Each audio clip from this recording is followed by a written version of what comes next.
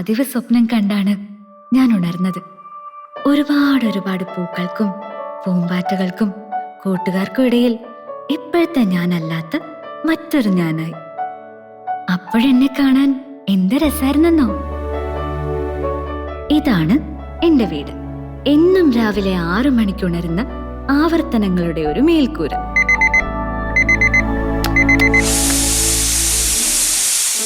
ഇതാണ് എന്റെ അമ്മ.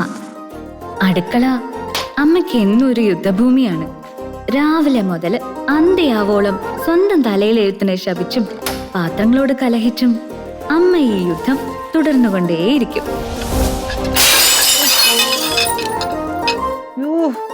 എന്റെ ദൈവമേ,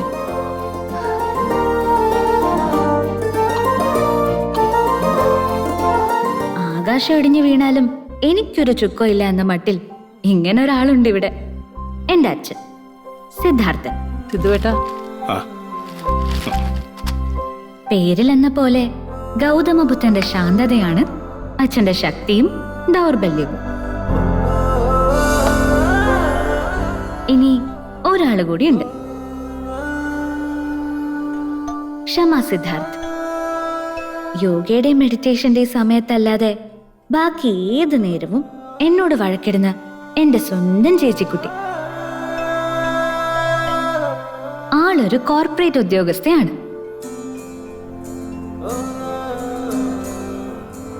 പതിവ് കാഴ്ചകളുടെയും കാരണങ്ങളുടെയും മടിപ്പിൽ നിന്ന് രക്ഷപ്പെടാനാണ് ഞാൻ സ്വപ്നങ്ങളെ കൂട്ടുപിടിക്കുന്നത്. മനസ്സിൽ കൊണ്ടു നടക്കുന്ന എന്റെ ഏറ്റവും വലിയ സ്വപ്നത്തെ പറ്റി ഞാൻ പറയട്ടെ. പലപ്പോഴായി എഴുതിക്കൂട്ടിയ ഈ ഭ്രാന്തുകളൊക്കെ പുസ്തകങ്ങളാക്കണം. അറിയപ്പെടുന്ന ഒരു എഴുത്തുകാരിയാവണം എനിക്ക്. ഭ്രാന്താ നിനക്ക്, നല്ല ഒന്നാം തരം വട്ട്.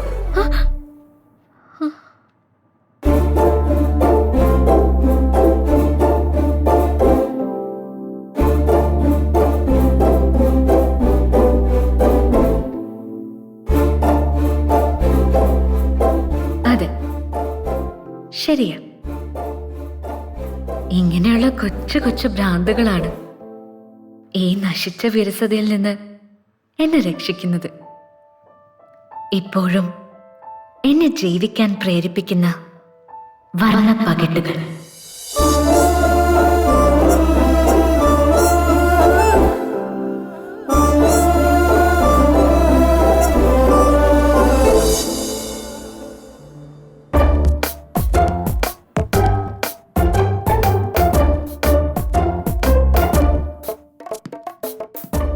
കുട്ടി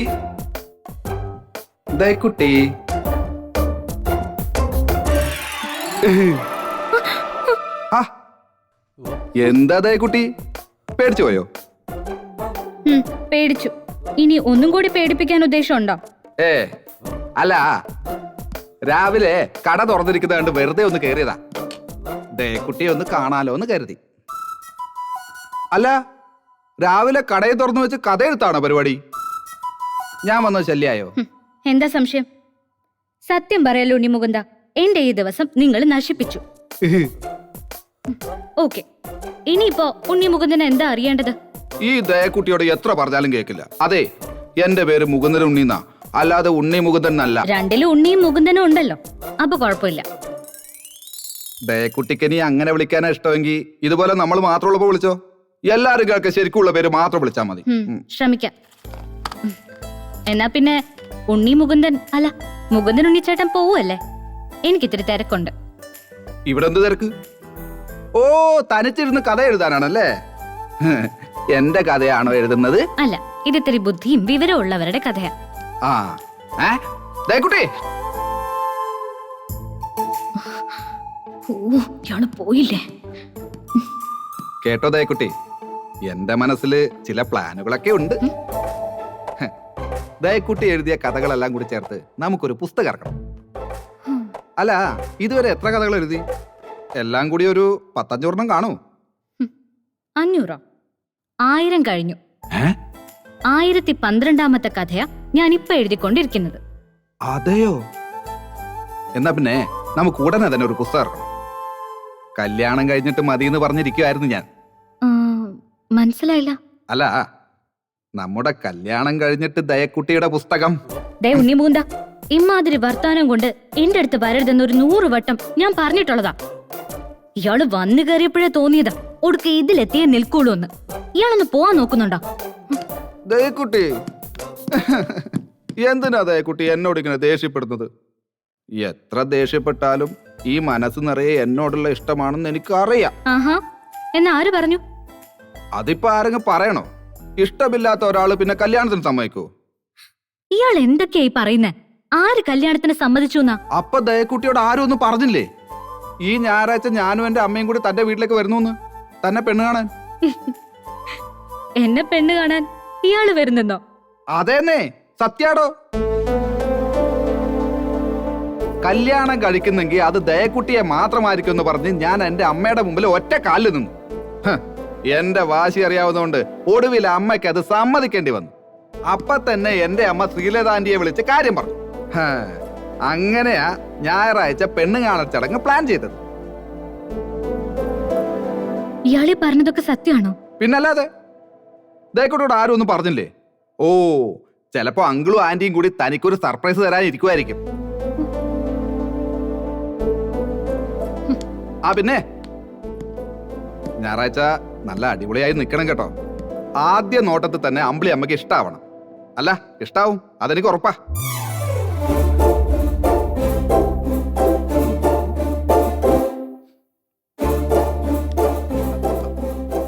ദയക്കുട്ടി,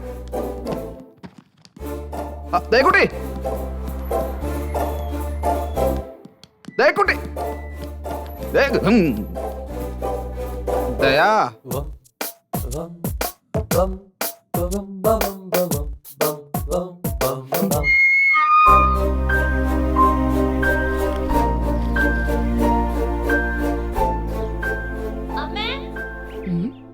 ഇവളെന്തെന്ന് നേരത്തെ?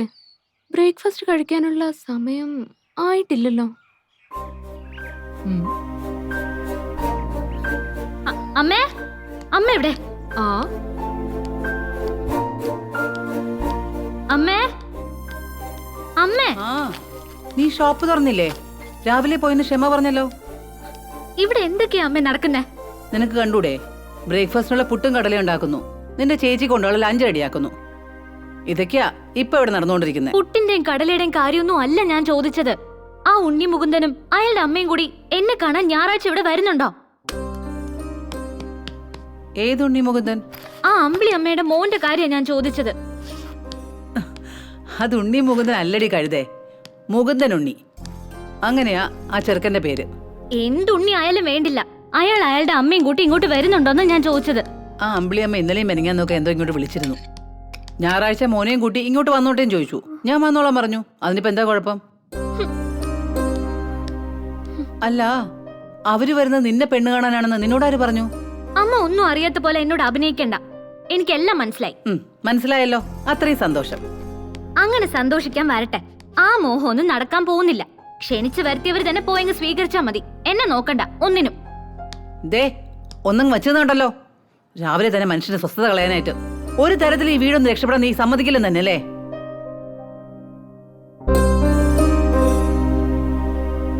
എന്താ അമ്മ, എന്താ ഇവിടെ? ദേ അങ്ങോട്ട് ചോദിക്ക്. വഴക്കുണ്ടാക്കാൻ പ്രത്യേകിച്ച് കാരണമൊന്നും വേണ്ടല്ലോ നിന്റെ അനിയത്തിക്ക്.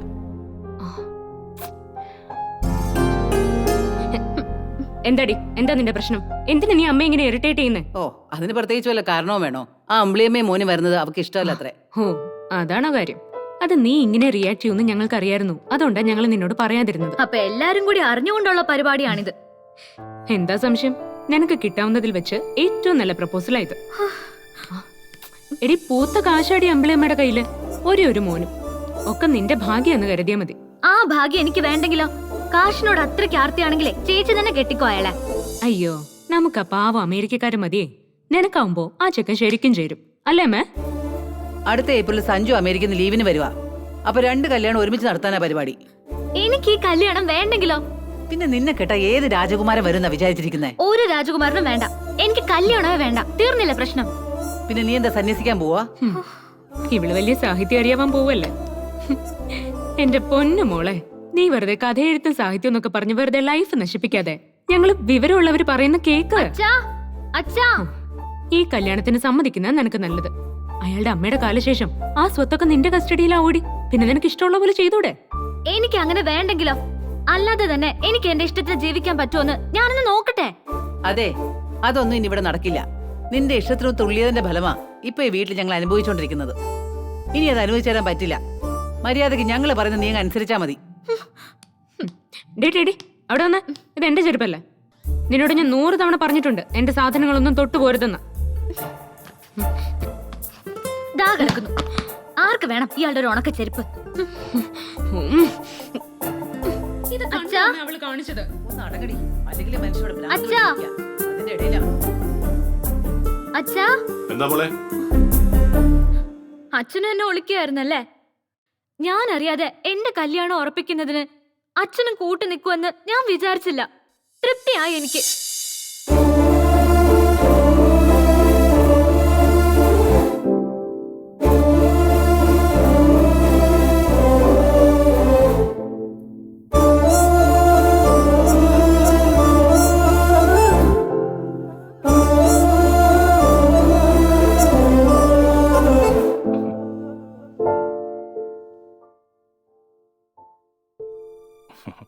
പിണങ്ങിയിരിക്കുക.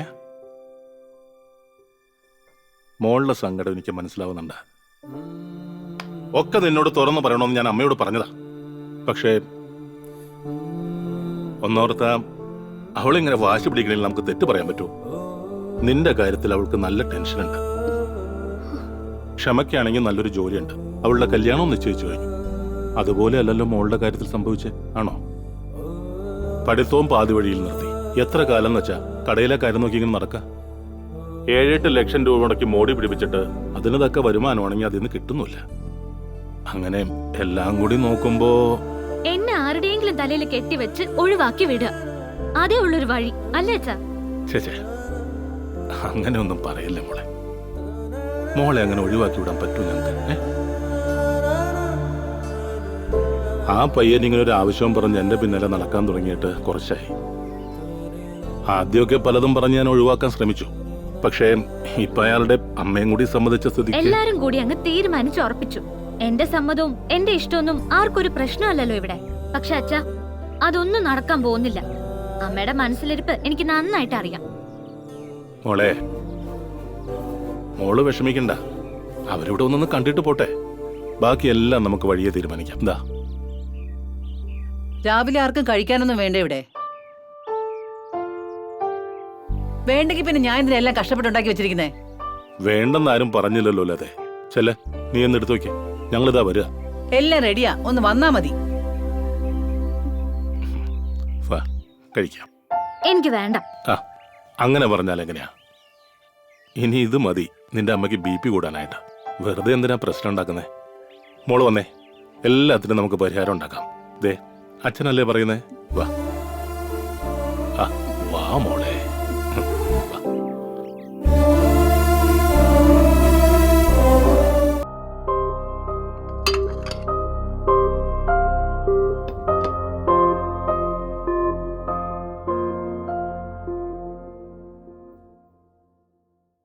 ഞായറാഴ്ച അവർ വരുമ്പോ എല്ലാരും കൂടെ ഉണ്ടായിരിക്കണം.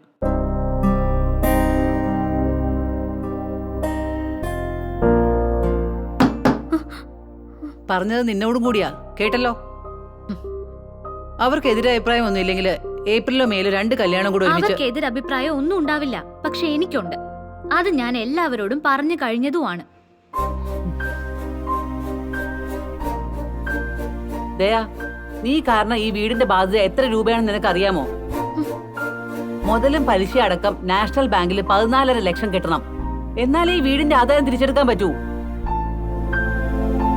ഇനി അതുകൂടാതെ നിന്റെ ഇഷ്ടത്തിനനുസരിച്ച് ടെക്സ്റ്റൈൽസ് പുതുക്കാനും പുതിയ മോഡൽ ഡ്രസ്സ് പർച്ചേസ് ചെയ്യാനും ഒക്കെ ലോലച്ചന്റെ കയ്യിൽ നിന്ന് പലിശയ്ക്ക് വാങ്ങിയ 7 ലക്ഷം രൂപ. പലിശയും പലിശയുടെ പലിശയും ചേർത്ത് എത്രയായെന്ന് അയക്ക് മാത്രമേ അറിയാവൂ. ആ സഞ്ജു വിളിക്കുമ്പോഴൊക്കെ ചോദിക്കും ബാങ്കിലെ കാര്യം എന്തായിന്ന്. നാണക്കേട് കൊണ്ട് ഞാൻ അങ്ങ് ചൂളി പോവാ. നീ ഈ കല്യാണത്തിന് സമ്മതിച്ച ബാങ്കിലെ കടം തീർക്കാൻ സഹായിക്കാന്ന് ആ പയ്യൻ നിന്റെ അച്ഛന് വാക്ക് കൊടുത്തിട്ടുണ്ട്. അത് പിന്നെ ഒന്നും ഞാനായിട്ട് അങ്ങോട്ട് ആവശ്യപ്പെട്ടതല്ല. മുകുന്ദനുണ്ണി എങ്ങനെയോ നമ്മുടെ കാര്യങ്ങളൊക്കെ അറിഞ്ഞിട്ട് ഇങ്ങോട്ട് പറഞ്ഞതേ ഉള്ളൂ. അതാ ഞാൻ പറഞ്ഞത്, ഈ കല്യാണം നടന്ന കാര്യങ്ങളെല്ലാം ഒരുവിധം ഭംഗിയായി കലാശിക്കുമെന്ന്. അമ്മ എന്ത് പറഞ്ഞാലും ഈ കല്യാണം നടക്കാൻ പോകുന്നില്ല. ഈ കല്യാണം എന്നല്ല, എനിക്ക് ഒരു കല്യാണവും വേണ്ട. പിന്നെ നീ ആയിട്ട് വരുത്തി വെച്ച ബാധ്യത എന്ത് ചെയ്യണമെന്നാ നീ പറയുന്നേ? ആജീവനാന്തം ഞങ്ങൾ തലയിൽ ചുമന്നുകൊണ്ട് നടക്കണമെന്നോ? കടമല്ലേ അമ്മയുടെ പ്രശ്നം. ആരും വിഷമിക്കണ്ട. ഞാനായിട്ട് വരുത്തി വെച്ച കടം ഞാനായിട്ട് തന്നെ തീർത്തോളാം. എങ്ങനെ എങ്ങനെ തീർക്കും നീ? നിന്റെ സ്ഥാനത്ത് ഇവളാണിത് പറഞ്ഞെങ്കിൽ ഞാൻ വിശ്വസിച്ചനെ. ഒരു ജോലിയും കൂലില്ല നടക്കുന്ന നീ എങ്ങനെ വീട്ടുന്നാ? ചേച്ചിയെ പോലെ ഒരു ജോലി സംഘടിപ്പിക്കാൻ പറ്റുമോന്ന് ഞാനും ഒന്ന് നോക്കട്ടെ. ആരും അങ്ങനെ കളിയാക്കൊന്നും വേണ്ട. എന്ത് ചെയ്യാൻ പറ്റുന്ന് ഞാനൊന്ന് ആലോചിക്കട്ടെ. എനിക്ക് കുറച്ച് സമയം വേണം, ഏറിയാൽ ഒരാഴ്ച. അതിനുള്ളിൽ ഒരു ജോലി സംഘടിപ്പിക്കാൻ പറ്റിയില്ലെങ്കിൽ നിങ്ങൾ പറയുന്നതൊക്കെ ഞാൻ അനുസരിച്ചോളാം. പക്ഷെ അതുവരെ ആരും ഇക്കാര്യം പറഞ്ഞ് എന്നെ ശല്യപ്പെടുത്തരുത്. മോളെ, പിന്നെ ഒരാഴ്ചക്കകം ജോലി അങ്ങോട്ട് ചെല്ലാതെ തന്നെ പാടേ ഉള്ളൂ.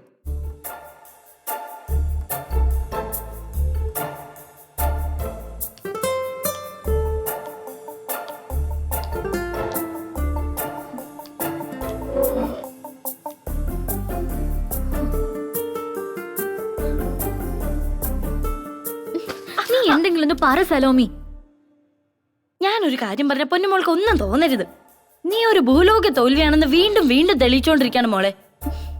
ഇത് പറയാനാണോ നീ ഇത്ര ആലോചിച്ചത്?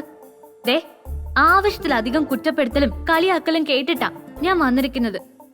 ഇനി നിന്റെ അടുത്തൊന്നും കൂടി കേൾക്കാനുള്ള മൂടില്ല. ഞാൻ പോവാ. ദയാ, ദയാ നിക്ക് ദയാ. ഞാൻ പറയുന്നതിലാണോ കുറ്റം? ഒരാഴ്ചക്കകം ജോലി കിട്ടും, കടമെല്ലാം നീ തന്നെ തീർക്കും. ഓ, എന്നെ തള്ളാടി നീ അവരുടെ മുന്നിൽ തള്ളിയത്. എന്നിട്ടിപ്പൊ ഇവിടെ വന്നിരുന്ന് കിളി പോയ പോലെ നിന്നാ ഞാൻ പിന്നെ എന്ത് പറയണം? പിന്നെ ഞാൻ എന്ത് ചെയ്യണമായിരുന്നു? ആ ഉണ്ണി മുകുന്ദനെ കല്യാണം കഴിക്കാൻ സമ്മതമാണെന്ന് ഞാൻ പറയണായിരുന്നു. ആ, ഇതിന് നല്ലത് അതായിരുന്നു. നിന്റെ സ്ഥാനത്ത് ഞാനായിരുന്നെങ്കിൽ എപ്പ കൈ കൊടുത്തെന്ന് ചോദിച്ചാ മതി.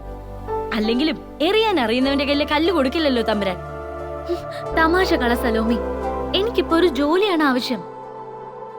ജോലിന്ന് പറയുമ്പോ നീ എന്ത് ജോലിയാ പ്രതീക്ഷിക്കുന്നേ? എത്ര ശമ്പളം? പാർട്ട് ടൈമോ അതോ ഫുൾ ടൈമോ? എനിക്ക് ചെയ്യാൻ പറ്റുന്ന എന്ത് ജോലിയും ചെയ്യാൻ തയ്യാറാണ് ഞാൻ. പിന്നെ ശമ്പളം അതവരെന്റെ മെറിറ്റ് കണ്ടിട്ട് തീരുമാനിക്കട്ടെ. ബാങ്കിലെ ലോൺ കുറേശ്ശെങ്കിലും വീട്ടാൻ പറ്റണം. ഇത്രയും വലിയ കടം, ശമ്പളം മിച്ചം പിടിച്ച് നീ എപ്പോ വീട്ടിൽ തീർക്കൊന്നാ? ചുമ്മാ നടക്കുന്ന കാര്യമല്ല പറ കൊച്ചേ. നീ വിഷമിക്കണ്ട മുത്തേ, നമുക്ക് എന്തെങ്കിലും വഴിയുണ്ടാക്കാം. ഞാൻ ക്രിസ്റ്റിയോട് പറയാം. എന്റെ ബ്രദർ ആയതുകൊണ്ട് പറയല്ല, ഇങ്ങനെയുള്ള കാര്യങ്ങൾ ഏൽപ്പിക്കാൻ പുള്ളിക്കാരൻ പുലിയാ.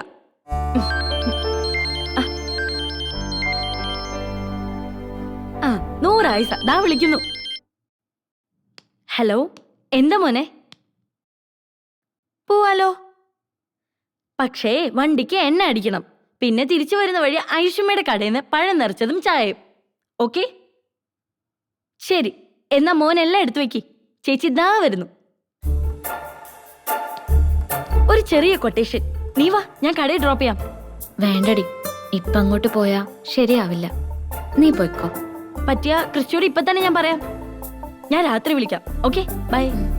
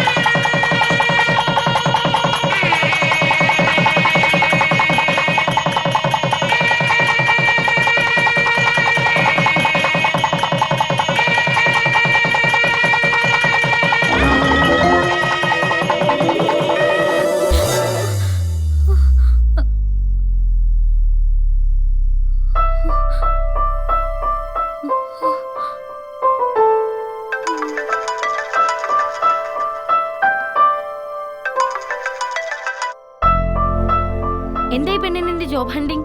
വല്ലതും തടഞ്ഞോ? 100 ലക്ഷം. നീ പറഞ്ഞതുപോലെ എന്നെ ഒന്നിനും കൊള്ളില്ലെന്ന് എനിക്ക് മനസ്സിലായി. അപ്പോ സീൻ ശോകാണ്. നീ ക്രിസ്റ്റി ചേട്ടനോട് സംസാരിച്ചോ? പിന്നെ വന്നപ്പോ തന്നെ സംസാരിച്ചു.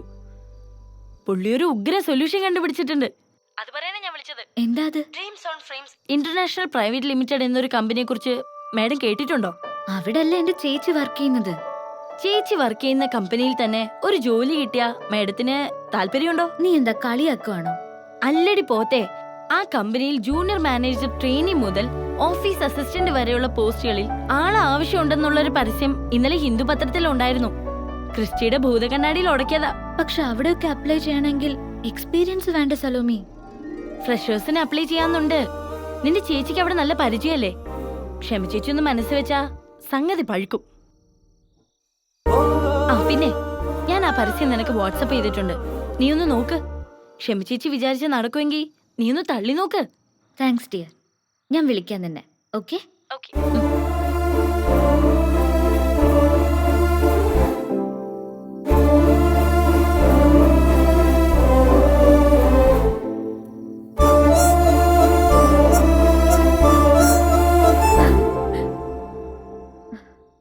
No no way. ഡ്രീംസിലെ ജോലി കണ്ട് നീ വെറുതെ കുളിരണ്ട. അത് നടക്കില്ല. ചേച്ചി പ്ലീസ്. ദേ ഇത് നോക്ക്, അവിടെ ഒരുപാട് വേക്കൻസികളുണ്ട്. ചേച്ചി ഒന്ന് സപ്പോർട്ട് ചെയ്താ എനിക്ക് ഏതെങ്കിലും ഒരു പോസ്റ്റിൽ കയറിക്കൂടാൻ പറ്റിയേക്കും. ഒന്ന് ശ്രമിച്ചു നോക്കാലോ ചേച്ചി, പ്ലീസ്. ദയാ, നീ എന്താ എന്റെ കമ്പനിയെ കുറിച്ച് വിചാരിച്ചു വെച്ചിരിക്കുന്നേ? ഓടി അങ്ങോട്ട് ചെന്ന് ജോലിക്ക് കയറാൻ അത് സൂപ്പർ മാർക്കറ്റോ ഗ്രോസറി ഷോപ്പോ ഒന്നും അല്ല. You know, it's A lady corporate. അതൊക്കെ എനിക്കും അറിയാം. അവിടെ ജോലിക്ക് ആൾക്കാരെ ആവശ്യമുള്ളത് കൊണ്ടല്ലേ അവരിങ്ങനെ ഒരു പരസ്യം ഇപ്പൊ കൊടുത്തിരിക്കുന്നത്. പരസ്യം കൊടുത്തിരിക്കുന്ന നിന്നെ പോലുള്ളവരെ ഉദ്ദേശിച്ചല്ല. BBA MBA ഒക്കെ എടുത്തവര് പോലും അവിടെ ഇപ്പൊ ജോലിക്ക് വേണ്ടി ക്യൂ ആണ്. അപ്പോഴാ മിനിമം ക്വാളിഫിക്കേഷൻ പോലും ഇല്ലാത്ത നീ. ഞാൻ ഡിഗ്രി കംപ്ലീറ്റ് ചെയ്തല്ലോ, അത് ക്വാളിഫിക്കേഷൻ അല്ലേ? കറസ്പോണ്ടൻസ് കോഴ്സിൽ ചുളിവിൽ ഒരു സർട്ടിഫിക്കറ്റ് കിട്ടി. അതുമായിട്ട് അങ്ങ് ചെന്നാ മതി ഡ്രീംസിലെ മാനേജർ ട്രെയിനി ആവാൻ. ചേച്ചി, മാനേജർ പോസ്റ്റ് വേണമെന്നൊന്നും ഞാൻ പറഞ്ഞില്ലല്ലോ. അതിനും താഴെയുള്ള തസ്തികകളിലേക്കും ആപ്ലിക്കേഷൻ കോൾ ഫോർ ചെയ്തിട്ടുണ്ട്. ലാസ്റ്റ് ഗ്രേഡിലേക്കും വിളിച്ചിട്ടുണ്ട്. ഈ ക്ലാസ് 4 സ്വീപ്പർ ഗ്രേഡ് എന്താ അതും കൂടി ഒന്ന് ട്രൈ ചെയ്യുന്നോ? എനിക്കിപ്പോ ഒരു ജോലിയാണ് ആവശ്യം. അതിനിപ്പോ ഏത് ഗ്രേഡ് ആണെങ്കിലും എനിക്ക് പ്രശ്നമല്ല. ചേച്ചിക്ക് മനസ്സുണ്ടെങ്കിൽ എന്നൊന്ന് സഹായിക്കും. എനിക്ക് മനസ്സില്ലാന്ന് ഞാൻ പറഞ്ഞു കഴിഞ്ഞല്ലോ. ഇനി നിന്നെ കൂടി അങ്ങോട്ട് കെട്ടിയെടുക്കാത്തതിന്റെ കുറവേ ഉള്ളൂ. എന്റെ സമയം നിനക്കെടുത്താതെ പോകുന്നുണ്ടോ? നിക്ക്. അപ്പോ ചേച്ചി എന്നെ സഹായിക്കില്ലെന്ന് ഉറപ്പാണ്? ആ യെസ്, ഉറപ്പാ. ശരി, വേണ്ട. എനിക്ക് സ്വന്തം നിലയ്ക്ക് ട്രൈ ചെയ്യാലോ.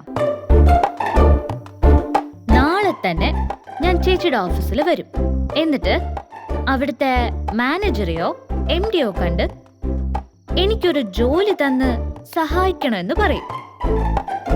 ഇവിടെ വർക്ക് ചെയ്യുന്ന ക്ഷമ സിദ്ധാർത്ഥിന്റെ സ്വന്തം അനിയത്തിയാണ് ഞാനെന്ന് പറയും. ആഹാ, എന്താ പറഞ്ഞ? അങ്ങനെ ചെയ്യൂ നീ? അത്രയ്ക്ക് ധൈര്യമുണ്ടോ നിനക്ക്? ചെയ്യൂ അങ്ങനെ? ആ ചെയ്യും. എനിക്കൊരു ജോലി വേണം. അത് കിട്ടാൻ വേണ്ടി ഞാൻ എന്തും ചെയ്യും. ആഹാ, എനിക്ക് അതൊന്നും അറിയണമല്ലോ. നിന്നെ ഞാൻ എന്താ അവിടെ രാത്രി ആയാലും മനുഷ്യൻ സ്വൈരം തരില്ലേ രണ്ടു കൂടി? നോക്കമ്മ, ഇവളെന്നെ ഒരു കാര്യമില്ലാതെ ചുമ്മാ വെറുതെ ഇറിറ്റേറ്റ് ചെയ്യുവാ. കാര്യം എന്താന്നൊക്കെ ഞാൻ ചേച്ചിയോട് പറഞ്ഞിട്ടുണ്ട്. എന്താടി? അവക്കിപ്പൊ എന്റെ കമ്പനിയിൽ ഉദ്യോഗക്കാരി ആവണമെന്ന്, അതിന് ഞാൻ റെക്കമെൻഡ് ചെയ്യണമെന്ന്. ഇവൾ ഓഫീസിൽ വന്ന് എന്റെ അനിയത്തിയാണെന്ന് പറഞ്ഞ് ജോലി വാങ്ങുന്നു. എന്തോ നാടി ഇതൊക്കെ? ഞാൻ ഒരു ജോലിക്കും ശ്രമിക്കാതെ തെണ്ടി തിരിഞ്ഞ് നടക്കുവാണെന്നല്ലേ എല്ലാവരുടെയും പരാതി. ഇപ്പൊ ഞാനായിട്ട് അതിന് ശ്രമിക്കുമ്പോ ആരും സപ്പോർട്ട് ചെയ്യുന്നില്ല. നിന്നെ പോലുള്ള മന്ദബുദ്ധികൾക്ക് വർക്ക് ചെയ്യാൻ പറ്റിയ കമ്പനി അല്ല എന്റേത്. ഞാൻ മന്ദബുദ്ധിയാണോ അല്ലയോ എന്ന് ഞാൻ കാണിച്ചു തരാം. നോക്കിക്കോ, നാളെ ചേച്ചിയുടെ കൂടെ ഞാനും ഓഫീസിൽ വരും.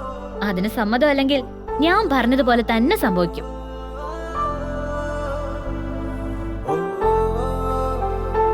എന്റെ ഈശ്വര, എങ്ങനെയെങ്കിലും എനിക്ക് ആ ജോലി കിട്ടണേ. അവിടെ എന്നെ സഹായിക്കാൻ ആരെങ്കിലും ഉണ്ടാവണേ.